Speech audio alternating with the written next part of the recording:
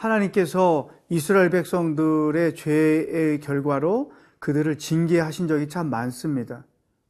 우리 생활 속에서도 때로는 우리의 허물과 죄 때문에 하나님의 징계가 나타날 때가 있죠. 그러나 여기서 우리가 주목할 것이 하나 있는데, 그것은 뭐냐면 하나님의 징계 속에는 항상 그분의 사랑이 담겨 있다는 것입니다. 어떻게 하나님의 사랑이 담겨 있는 것을 우리가 알 수 있을까? 오늘 본문 말씀에서 찾아보도록 하겠습니다.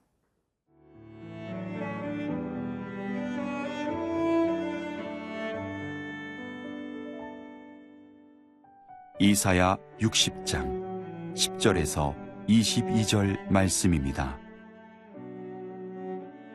내가 노하여 너를 쳤으나 이제는 나의 은혜로 너를 불쌍히 여겼은즉 이방인들이 네 성벽을 쌓을 것이요 그들의 왕들이 너를 섬길 것이며 내 성문이 항상 열려 주야로 닫히지 아니하리니 이는 사람들이 네게로 이방 나라들의 재물을 가져오며 그들의 왕들을 포로로 이끌어옴이라.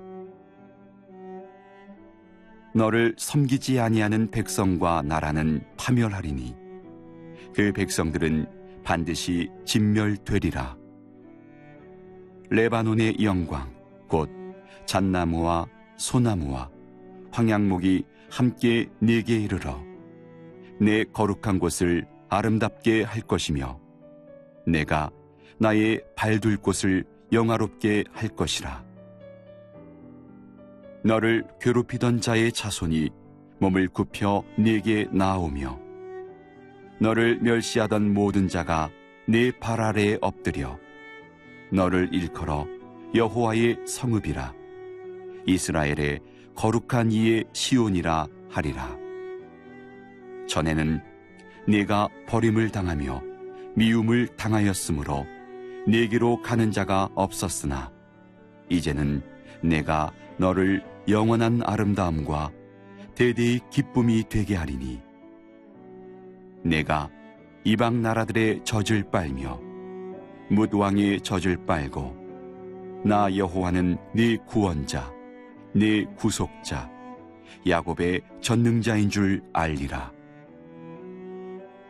내가 금을 가지고 놋을 대신하며 은을 가지고 철을 대신하며 놋으로 나무를 대신하며 철로 돌을 대신하며 화평을 세워 관원으로 삼으며 공의를 세워 감독으로 삼으리니 다시는 강포한 일이 내 땅에 들리지 않을 것이요 황폐와 파멸이 내 국경 안에 다시 없을 것이며 네가 네 성벽을 구원이라 네 성문을 찬송이라 부를 것이라.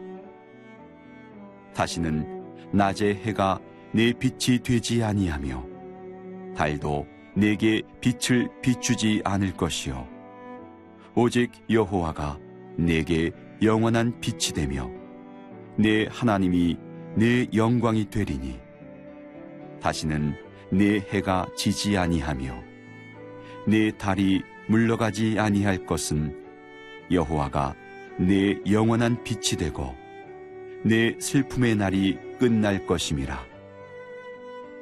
내 백성이 다 의롭게 되어 영원히 땅을 차지하리니 그들은 내가 심은 가지요 내가 손으로 만든 것으로서 나의 영광을 나타낼 것인즉 그 작은 자가 천명을 이루겠고 그 약한 자가 강국을 이룰 것이라.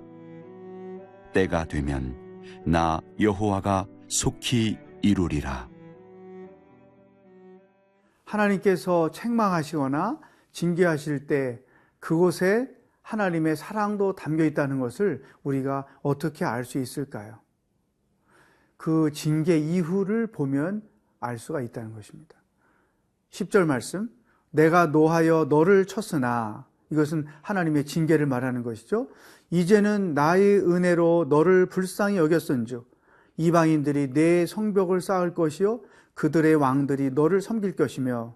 그러니까 이 본문 말씀이 이스라엘 백성들이 불신앙, 불순종, 우상 숭배로 인해서 하나님의 징계를 받고 바벨론에서 70년 동안 노예 생활을 하게 되고 70년 이후에 페르시아 고레스 왕에 의해서 다시 이스라엘로 돌아오는 이 과정을 배경으로 하는데 이렇게 말씀을 하신 거예요. 내가 너희를 노하여 쳤다. 내가 너희를 징계했다. 그런데 그 다음에 이런 표현을 하고 있어요. 나의 은혜로 너를 불쌍히 여겼다. 징계만 하신 것이 아니라 징계받은 이스라엘 백성들을 은혜로 불쌍히 여겨주셨다. 이게 사랑의 증거예요. 일반적으로 우리가 누군가가 잘못했을 때 그 응징을 하면 그것은 사랑이 담겨 있거나 긍휼히 여김을 담은 것은 아닙니다. 야단을 치는 것으로 끝나는 거죠. 벌을 주고 끝나는 것이죠. 그러나 하나님의 벌 속에는 항상 이런 사랑이 담겨 있는데 그 표현이 은혜로 너를 불쌍히 여겼다. 하나님의 징계에 사랑이 담겨 있는 첫 번째 이유, 그 징계 속에는 은혜가 담겨 있다는 것이죠. 그러니까 의도 있는 징계를 하신 거예요. 사랑의 징계를 하신 것이죠. 또 불쌍히 여겼다. 우리 부모들이 아기가 잘못할 때 매를 댈 때가 있잖아요. 근데 매를 대지만 마음이 아프잖아요. 왜냐하면 진짜 부모이기 때문에, 그리고 사랑이기 때문에. 그러니까 하나님도 똑같다는 것이죠. 우리를 징계하지만 그 속에 은혜가 담겨 있고 불쌍히 여기는 긍휼이 담겨 있다. 또 하나님의 징계에 사랑이 담겨 있다는 증거는 11절 이하에 길게 설명이 되어 있어요.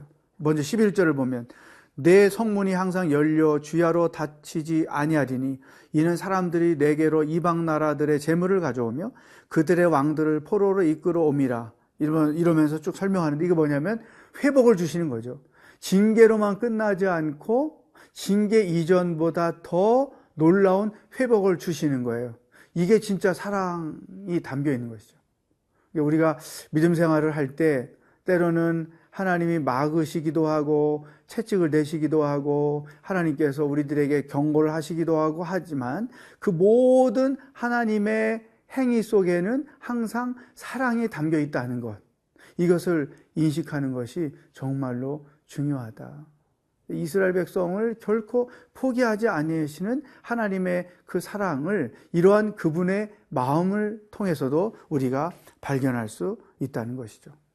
자, 은혜, 징계 가운데서도 은혜가 있고 불쌍히 여겨주심이 있고 회복이 담겨 있다. 이것이 하나님의 징계 속에는 그분의 사랑을 담겨 있다고 하는 것에 아주 중요한 단서가 되는 거예요. 그렇기 때문에 우리가 신앙생활을 하면서 때로는 하나님께로부터 어떤 책망을 받을 때 그것 때문에 지나치게 낙심을 하거나 지나치게 죄책감에 빠지거나 그것 때문에 지나치게 눌려서 살지 말아라. 그 속에 담겨있는 하나님의 은혜와 하나님의 긍휼하심을 오히려 찾아라. 그러면 진정한 회개도 하고 또 하나님과의 관계도 온전히 회복돼서 실수했지만 허물이 있지만 매도 맞았지만 여전히 하나님의 사랑받는 자녀로 살아갈 수가 있다. 이런 징계 속에 사랑이 담겨 있는 것은 우리 살아계신 하나님 한 분밖에 없어요. 세상에 어떤 신이 사랑을 담고 그런 행위를 하겠어요? 절대 그럴 수 없습니다. 우리가 믿는 하나님이 사랑의 깊이가 이렇게 깊다는 것을 인식하고 믿음 생활을 하루하루 해가시기를 축복합니다.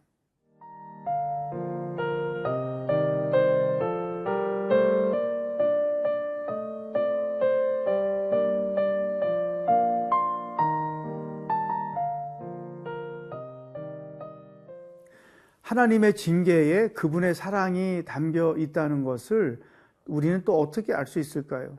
하나님이 상황을 역전시켜 주신다는 거예요. 이스라엘 백성들이 바벨론의 포로가 되기 전에 형편없는 존재였잖아요. 그래서 징계를 받았잖아요. 그리고 예루살렘으로 돌아올 때 그들이 상상할 수도 없는 회복을 하나님께서 약속해 주셨어요. 그 말씀이 선지서 곳곳에 기록되어 있고 특히 이사야서에 더 많이 기록된 것을 알 수 있죠. 하나님은 징계도 하시지만 징계 이전보다 더 놀라운 회복을 우리들에게 주시는 분이다. 우리들의 상황을 참으로 역전시켜 주시는 분이다. 이런 말씀을 배울 때 큰 위로가 되죠. 내가 어떤 실수로 잃어버린 게 많을 때 하나님이 이전보다 더 많은 것을 주실 것이다. 내가 어떤 위험한 병, 죽음의 병을 걸렸을 때 하나님께서 그것을 고쳐 주심으로 병 걸리기 이전보다 내 삶을 훨씬 더 풍성하게 할 것이다. 이런 역전의 하나님, 이것을 인식하고 사는 것이 굉장히 중요하다. 그러면 우리가 당하는 회개할 수밖에 없는 일이나 고난이나 그런 것들을 훨씬 더 담대하게 대처해 갈 수 있다고 하는 것입니다. 자, 하나님께서 어떻게 이스라엘 사람들의 상황을 역전시켜 주셨는가? 세 가지 놀라운 말씀이 여기에 기록되어 있어요. 먼저 15절 말씀. 전에는 내가 버림을 당하며 미움을 당하였으므로 내게로 가는 자가 없었으나 이제는 내가 너를 영원한 아름다움과 대대의 기쁨이 되게 하리니. 전에는 형편 없었으나 회개하고 내가 너희들에게 회복을 주므로 이제는 영원한 아름다움과 대대의 기쁨이 되게 하겠다. 수준이 달라진 거예요. 삶의 질이 달라진 거예요. 그들의 포지션이 달라진 거예요. 이게 하나님의 놀라운 회복이죠. 두 번째 말씀은 17절, 18절 있지만 18절만 보면 다시는 강포한 일이 내 땅에 들리지 않을 것이요 황폐와 파멸이 내 국경 안에 다시 없을 것이며 내가 내 성벽을 구원이라 내 성문을 찬송이라 부를 것이다. 다시는 이전과 같은 폐허가 없을 것이다. 성벽을 구원이라고 부르고 성문을 찬송이라고 부를 것이다. 이거 뭐냐면 하나님이 견고하게 지켜주실 것이다라는 것을 약속하는 것이죠. 그러니까 이전에 형편없이 무너져 버렸지만 이제는 너희를 넘어뜨릴 수 있는 그런 어떤 존재도 나타나지 않을 것이다. 이게 하나님의 회복이죠. 세 번째 19절 말씀. 다시는 낮의 해가 내 빛이 되지 아니하며 달도 내게 빛을 비추지 않을 것이요 오직 여호와가 내게 영원한 빛이 되며 내 하나님이 내 영광이 되리니. 20절. 다시는 내 해가 지지 아니하며 내 달이 물러가지 아니할 것은 여호와가 내 영원한 빛이 되고 내 슬픔의 날이 끝날 것임이라. 하나님이 빛이 되고 하나님이 영광이 되어 주실 것이다. 그러니까 이전에는 부끄러움이요 수치였는데 이제는 하나님께서 그들을 밝히셔서 우리가 대개 해와 달이 비춰주는 거잖아요. 우주를. 이제는 그런 게 필요 없을 정도로 하나님의 영광이 너를 비출 것이다. 그래서 너를 사용하실 것이다 이거죠. 우리가 간증을 많이 할 때 보면 그 간증을 통해서 하나님이 사용하시잖아요. 어려움 가운데 예수님 만났고 회개했고 하나님께서 회복을 주셨고 그것을 간증하는 것을 통해서 하나님의 영광이 그 가운데 더 나타나게 하시고. 자, 이런 여정을 보면 하나님의 징계 속에는 우리가 상상할 수 없는 그분의 사랑이 담겨 있다는 것을 분명하게 알 수 있죠. 징계도 하시고 회복도 해주시는 하나님. 그게 바로 우리가 믿는 하나님이죠. 얼마나 좋으신 분입니까? 얼마나 훌륭하신 분입니까? 이 하나님을 우리가 믿고 살고 있다는 게 복 중에 복인 것이죠. 여러분, 하나님의 사랑은 곳곳에 담겨 있습니다. 하루하루 그분의 사랑이 담겨 있는 것을 찾아서 볼 줄 아는 여러분들의 여정이 되기를 주의 이름으로 축복합니다. 기도하겠습니다.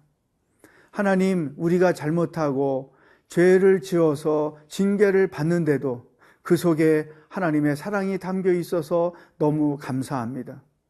이전보다 더 놀라운 회복을 주시는 하나님을 찬양합니다. 하나님의 영광을 나타내며 당신의 그 놀라운 사랑을 날마다 경험하며 하루하루를 살아가는 삶의 여정이 되게 하여 주시옵소서. 예수님의 이름으로 기도하옵나이다. 아멘.